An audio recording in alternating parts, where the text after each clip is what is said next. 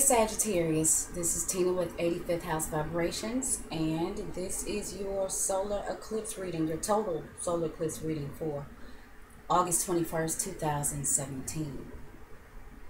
Let me go ahead and make my apologies for the low lighting and possible noise interference with the fan, but it's hot.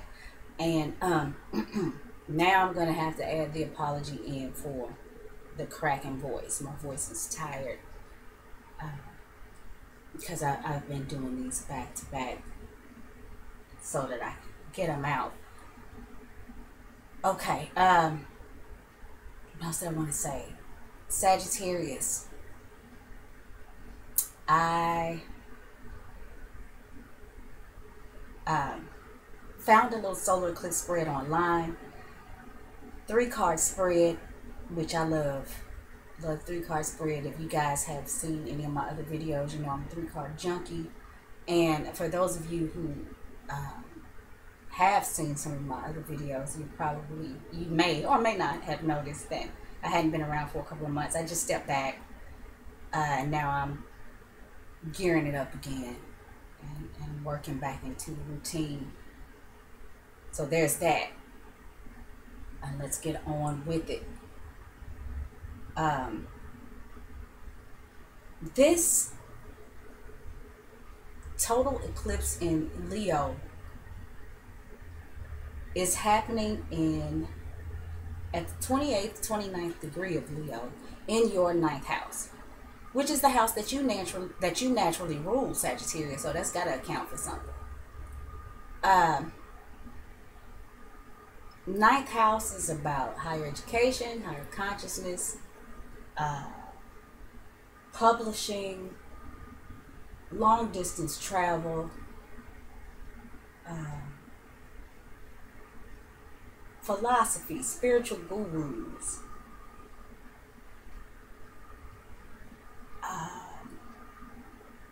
teachers, and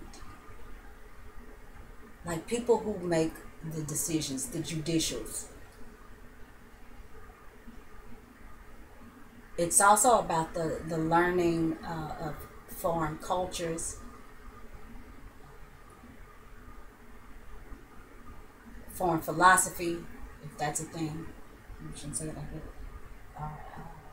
Philosophies other than, you know, the ones that you learned in your neighborhood at your primary school in the 3rd house. The 9th house is about things beyond that, okay? And you naturally rule that house. So, you know, that should be a familiar area for you to navigate around in, even in the darkness of the eclipse. If you're here, I feel like you've already known about this eclipse. Probably had to be living under a rock not to hear about it. It's a pop culture thing. Everybody's excited. I'm fascinated by the excitement. But like I said in one of the other videos, if only they knew what these eclipses really meant, right? Okay, so let's get into it. We got the 3 cards, and what this is going to tell us, Sag, is what is being left behind, what's being eclipsed out of our lives. What are the new beginnings? What new is coming in? And what it is we can do, or what we can use to prepare for that. Okay, so the first card is the Wheel of Fortune reversed.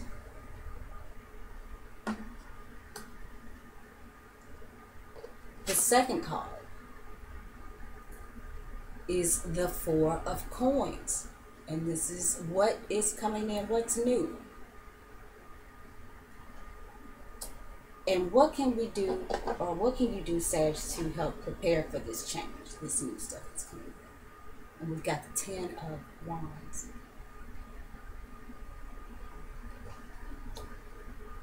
Okay. So what's being eclipsed? We've got the wheel here. It's a major arcana. It's ruled by Jupiter, which is your ruling planet. Perfect. The Wheel of Fortune, you know, in the upright or the reverse position is, you know, it's a spinning wheel. What's on top one moment is going to be at the bottom, you know, the next moment, because the wheel is going round and round.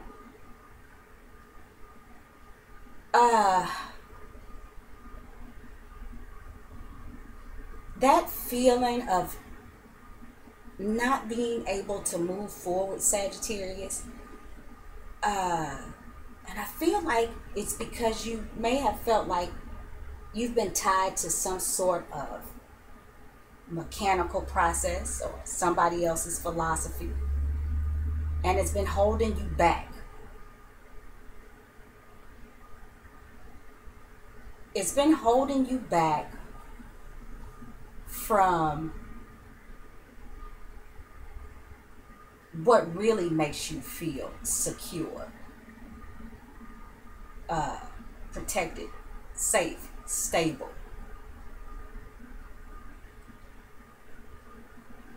That is being left behind. This whole, I guess, you know, the ties that you've had with the status quo, and like I said, just kind of going through the motions, the mechanics. You've been ready to jump off that train. And this eclipse is going to help you do that. There is a number 4 here. If this were upright, can you see that number 4? We've got the 4 coins here. That's 2 4s. And that's good. You've got the power to succeed. You've got the power to go higher. You do not have to be chained to this wheel. You know, this... I feel like for you, Sagittarius, it's felt like some sort of hamster wheel, and it didn't make you feel secure. So that's gone. That's complete. And now what's coming in is the 4 of coins. This is a Sun in Capricorn card. This talks about hard work. This is the person that gets up and does exactly what they need to do every day in order to build that foundation, that sense of security. They want to protect something. They want to protect their investments, their resources, their finances. They want to save. Make sure that they've got money for a rainy day. And they don't mind working hard to do it. That's what Sun in Capricorn is about. So,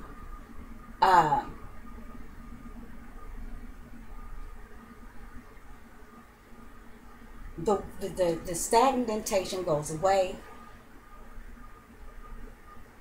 and you come into exactly what it is that you've been needing to make you feel secure. You literally have got this on lock. You got your little stuff in there, and once you close that chest, you can lock it up and store it away and keep it safe. You worked hard for it. Like I said, you literally have got that on lock. And you can always go back to it. So that's what's coming in. So what can you do to help you prepare for this new thing that's coming in, for this change? And this is good, Sagittarius, because this is what you wanted. Okay, so we've got the 10 of Wands, and this is a Saturn and Sagittarius card. What is Saturn about? Structure, stability, responsibility, work, playing by the rules. This is also playing by the rules. Okay? But I think these are your own rules instead of somebody else's. And this is what gets you to the promised land. Okay, so we've got conveniently the Saturn and Sagittarius card. You've taken on a lot of responsibility and you've held it all together and you felt weighed down. But if you take a look, if you look at that little body, you may have felt bogged down and weighed down, you know, like you were trying to do this, that, and the other thing and hold it all together. But there is not a scratch on that body. It's a heavy burden, but it made you strong. Strong enough to finally be able to invite this security into your life. You're protected now. It's good health, it's good finances. And with this, should you decide again that you want to explore and expand, you can. So what I was saying about this is how you can use this is you've put in so much work, you've held it together. And by the time the eclipse gets here, you know, Sagittarius, you may be feeling like I can't take on anything else. Well, guess what? Don't worry about it. You did exactly what you were trying to do. With all of these irons in the fire, I feel like somebody owes you a favor anyway.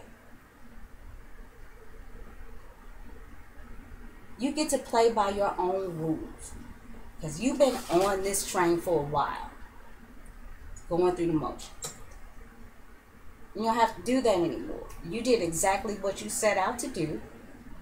So if you've been having some trouble breaking away from something, you know, breaking away from that hamster wheel, the eclipse will do it for you.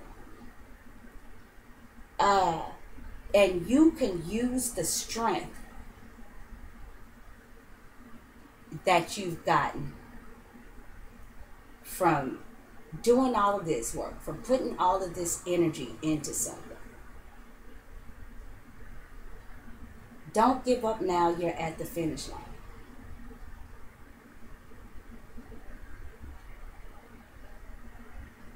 All of this energy that you've got out there into the universe, you got 10 wands there.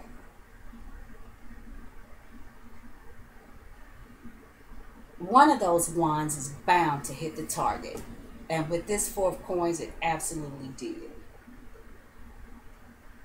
You are responsible, dependable. This is great work ethic. And like I said, I feel like somebody owes you a favor. So,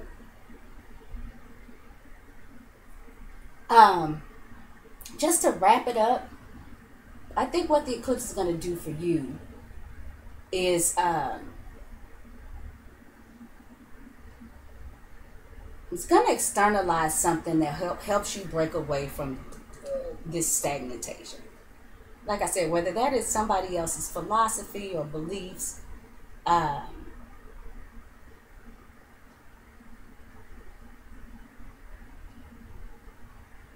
whether it was lower ways of thinking or even just being stuck in a particular geographic location. You get to break away from that. The eclipse is going to get rid of that burden for you. Now, with this 10 of Wands here, you know, it feels like a lot. It has felt like a lot. And it may still feel like a lot for a couple months. The eclipse energies last about 6 months. But never fear, my dear. You've held it together. You kept going. Even when you felt like you could go no more.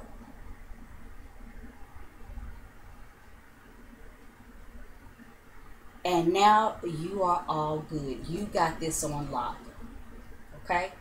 So good luck with this eclipse, Sagittarius. Thank you guys for tuning in, and I hope to talk to you again soon.